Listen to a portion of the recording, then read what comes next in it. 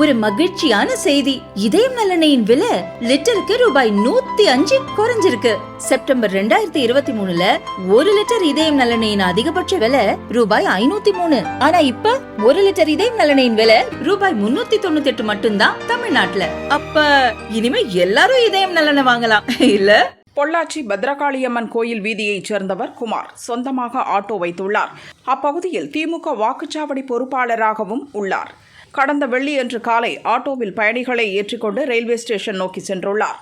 பத்ரகாளியம்மன் கோவில் அருகே வந்தபோது 32வது வார்டு கவுன்சிலர் பெருமாள் வழிமறித்துள்ளார்.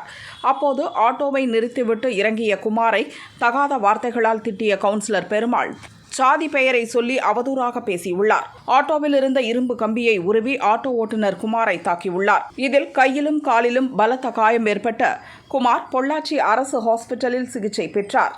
பொள்ளாச்சி கிழக்கு போலீசில் திமுக கவுன்சிலர் பெருமாள் மீது ஆட்டோ டிரைவர் புகார் கொடுத்தார்.